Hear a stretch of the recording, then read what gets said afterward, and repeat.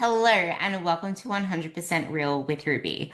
I have tried to record this podcast a few times and it is just such a complicated topic that there are so many different ways that I can go about this.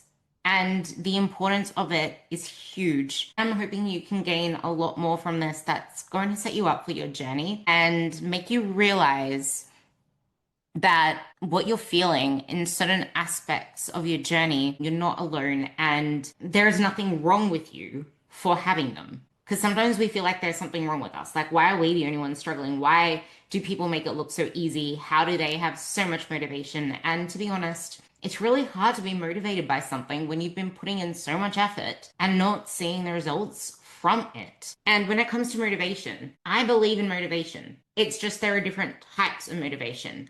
And many of us burn out before we can actually build the sustainable type of motivation. A lot of our motivation can come from a negative place, as in we're fearful that we're never going to change.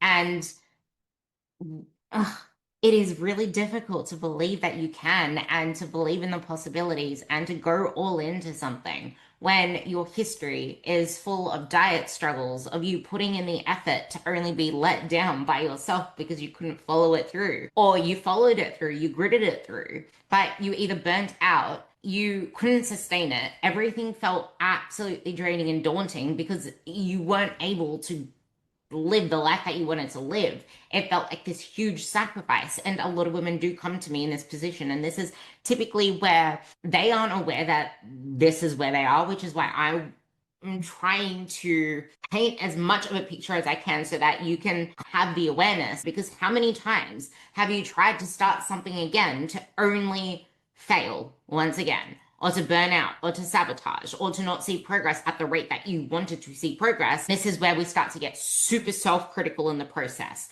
And because we beat ourselves up, it becomes heightened. We spend more time focusing on where we went wrong, what we can't do, where we aren't yet, than we do actually patting ourselves on the back and allowing ourselves to feel good in the process of putting focus on the actions. Progress comes down to the actions that you put in. It's just we need to understand the whole context of behavior change, the whole context of progress. It seems like what's the whole point? I just want to get this over and done with. This isn't tangible. But if you're realistically expecting to go into a process and see the results for the effort that you're putting in, then doesn't it make sense to understand what to actually look for? Because it's hard to measure progress if you don't know what to measure or how to measure it. And nothing is more demotivating than putting in the work, checking the boxes, following all the right things that you're supposed to do to only not see results. Because seeing results is motivating.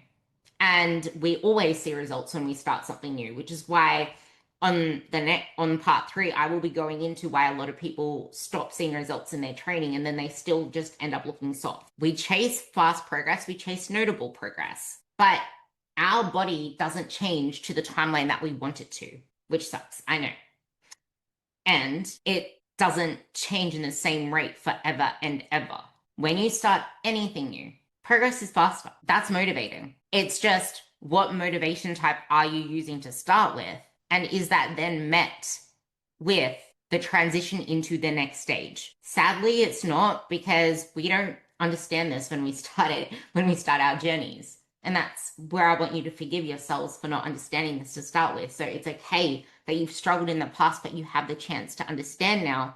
And while you may not have that newbie beginner motivation come back to you again in the same way, because you're already burnt out mentally and you're over it. And in back when you started, you probably had a lot more time and a lot more ability to give your efforts than you did now, especially if you're around your perimenopause years. And I'm hoping I can walk you through it over these 2 episodes so that you can understand this is the general context of how to use motivation to your benefit so that you can then apply it to what progress is supposed to look like, which I'm going to talk about on the next solo episode. The one before that is just the nature of progress in general. I want you to be in a really good position to at least help yourself out the door, to then be ready to ask for help, or to ask for help from the get-go because you don't want to wing it anymore.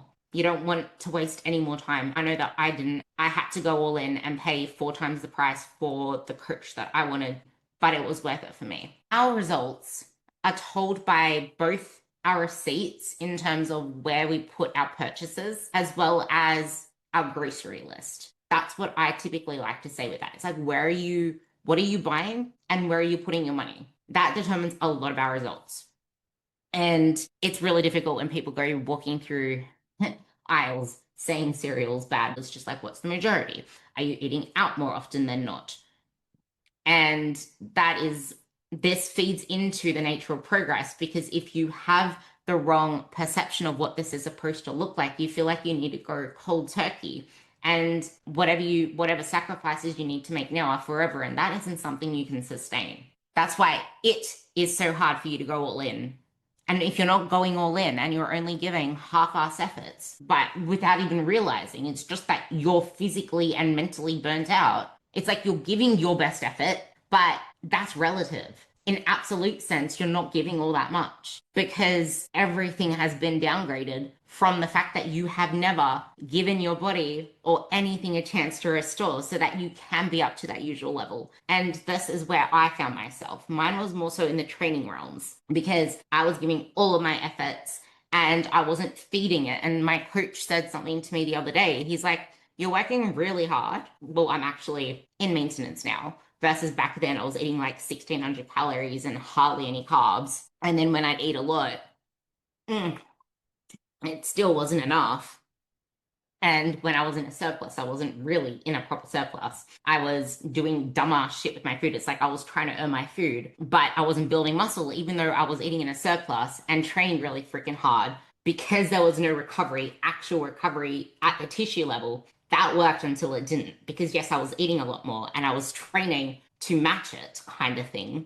But I still wasn't getting that recovery that I needed to then move forward. So that is something to keep in mind. What my coach said to me was, you're lean now. I'd hate to see you busting your ass in the gym to then not see any muscle growth happen for that work because you're not eating in a surplus. I'm not saying you need to eat in a surplus. I am using an example of putting in all the effort, but there's something missing that isn't allowing that effort to show. And that sucks because you get exhausted from it all. Like for me, it's more so I just want to see muscle growth. And at the same time, it's very easy for me to be like, I'm not getting stronger. This plan isn't working, everything. But the fact that we just don't understand why we're not moving forward, which it probably has nothing to do with the things that we blame. It's probably not the program, it's how we're applying the program. If your coach is trying to keep you on board just to get your money, but not challenging you by pushing up your food, which is where I get a lot of clients come to me and I have to help them through that. So we need to also understand that being committed to changing doesn't mean trying to control everything. Yes, you want to change, but sometimes we need to let go of the control of the micromanaging of absolutely everything because most of that motivation then, like I mentioned at the first part of this, it comes out of fear. It comes out of fear of I don't want to lose my progress because we put in so much effort already to get to where we are. We still aren't where we want to be. We want to be leaner. We want to be more defined. We want to see more muscles pop. We're not seeing results on the calories we are on now. So why would we want to increase them? If we're not seeing results in the training that we have now, why would we want to decrease our training? That's just going to lead to less results. So everything comes out of this fear thing. And even if you're not thinking of it in that way, it's like, well, now we're just constantly thinking, I just need to make sure that I don't overeat. I don't get fat. I can't wait until I diet again. And then we start to treat everything like a waiting period for the next phase so that we can lean out again. And that doesn't serve you because that is absolutely draining. And then you don't see results. And then what? The biggest part of this though, because most of you would want to look leaner. And I know that most of this podcast is about building and enhancing your physique. But if you're just stumbling across my podcast now, or if someone shared this to you, please share this to someone because this series on progress is so important and I need to get people to understand it because it sucks. It honestly sucks because I have a client that I had to help through this. She went really quiet over many things because obviously you feel ashamed for certain things or you don't even realize that you're doing it. And then as soon as she realized she was doing it, she felt that shame and that guilt. And there was a lot of emotional eating and things in her relationship and just things going on. And then it made sense why she was sending me all of these bullshit clips from Instagram and Facebook Reels of, is this it? Is this it? And then I'm just like, why are you sending me all this stuff? Like, what's actually going on? How's your food? Because there wasn't anything on her MyFitnessPal, and that's when we had the chat. So then it's easier to believe all of these different things. Is it my hormones? Is cortisol why my belly's like this? And then it's like, no, I don't want you to think that I want you to realize how in control you are of all of this stuff. And it doesn't have to be this shame spiral. It doesn't have to be this thing that feels ever so daunting. It can, like, it's the most empowering thing ever when you feel in control of your results, where you don't have to make up for all of these different things and you realize that how you respond to this new level of awareness dictates everything that happens thereafter. I had another client come to me also who said that she hardly tracks her food. She doesn't see the point in it. She tries to, but then doesn't bother because what's the whole point if she's not seeing results? And that killed me inside because I know what it's like. What this looks like in real life is you keep tracking, but you stop believing in it. So then you become more half-assed in it. You're supposed to be seeing fat loss results. And because you know you're being half-assed, it's like, I'll just elongate this fat loss phase. And then you just keep elongating your fat loss phase and elongating your fat loss phase instead of pausing and getting yourself out of this physical and mental burnout so you can set yourself up for the next stage, for the next phase. So that if you do have fat to lose, especially if you have a lot of fat to lose, you can actually get the results you want instead of being half in and half out. And it is so hard to do that if you, number one, you've never actually built maintenance habits, maintenance lifestyle, maintenance behaviors, thrived in maintenance for at least 8 months because you make so much progress in maintenance. Maintenance is just about where your range of calories are. That's it.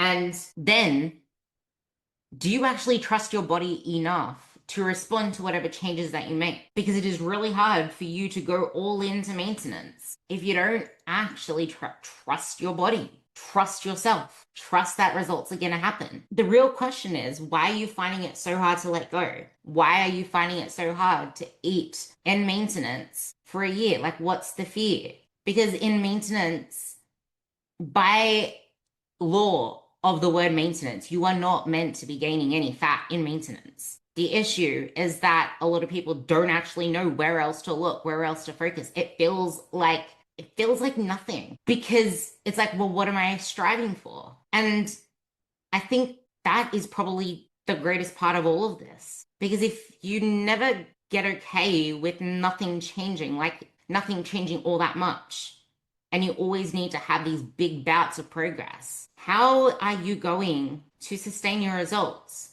if progress in reality isn't like that? You're not going to build any muscle past your newbie phase. You're going to be losing and gaining fat because you're always wanting to see yourself getting leaner. That's your only means of progress, but that's unsustainable. It just sucks. And that's why you find it so hard to go all in.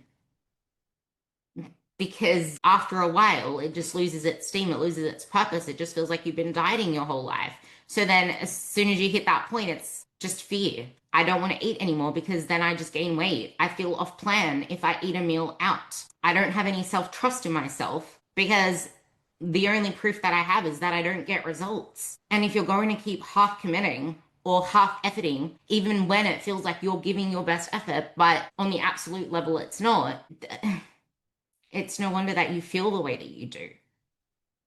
And I'm really hoping you do get something out of this because it's got nothing to do with the fact that you ruined your body or that it doesn't work for you or that you can never change or that, I don't know, whatever you think it is, all that it is that you haven't set yourself up in a place that allows you to not only build that self-trust, but to stack proof that you can do it, to realize that this is possible, to have different metrics of progress, to have something that excites you. It is not exciting if you're going to think about the fact that you can't eat your favorite loaf of bread and that you're always going to be hungry and that you always have to say no.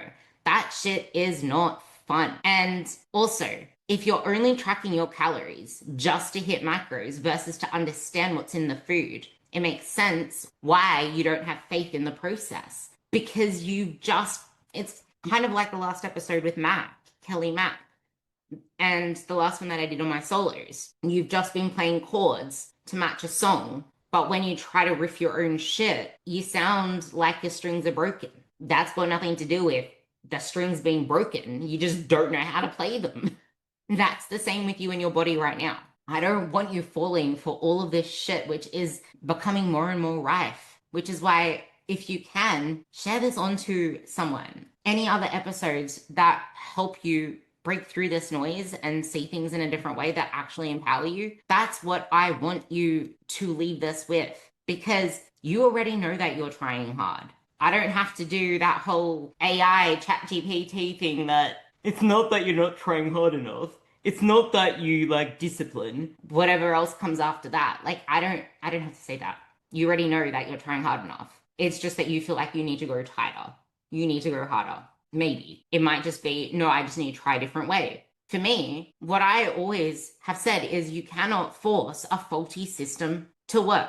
You cannot make a faulty system work harder and expect it to work, because it's still a faulty system. It's time to change the train tracks and start moving towards where you want to be.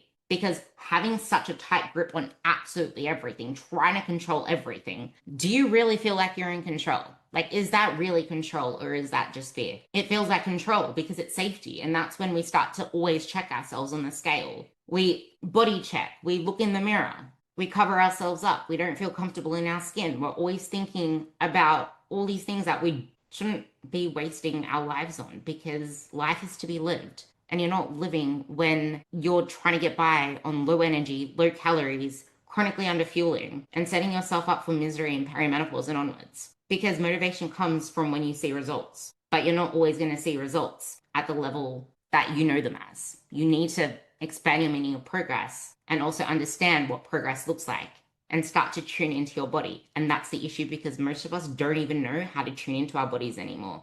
We've let scales dictate it.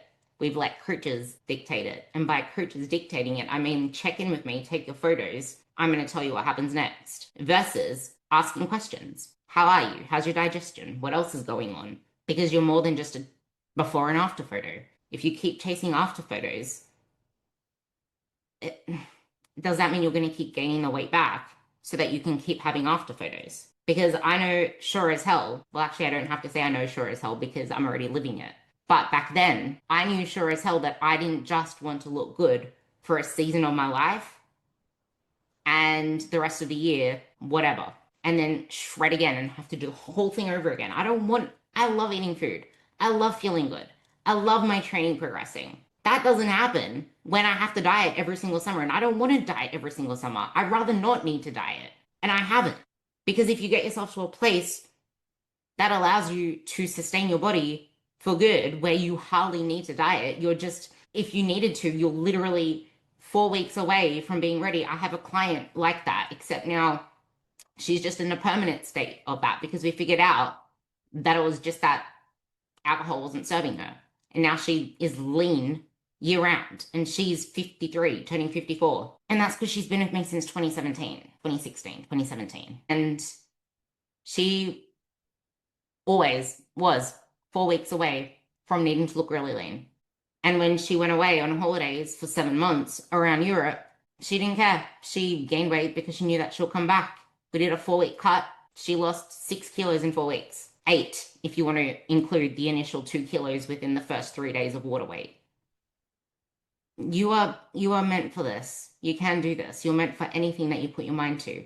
It's just that you can't pick up something new with your hands already full. And that goes the same with your brain. You can't pick up new ways of doing things. You can't expand your mind to accept new ideas if you don't give yourself the opportunity to. So I hope this helps. Please reach out to me if there's anything else that you want me to touch on this. Any questions, anything at all. I wanted to keep this short and to the point just to help you understand that motivation is a good thing because it gets us out the door. It's just you need to be able to use it the right way and you need to meet it with the next phase. Because Motivation is not always going to be there, but it can get us started on something when we're stuck in a pie hole. And if you don't understand what the process looks like ahead of you, it's very hard to get the motivation to move forward because all that's on your mind is, I don't believe I can do this.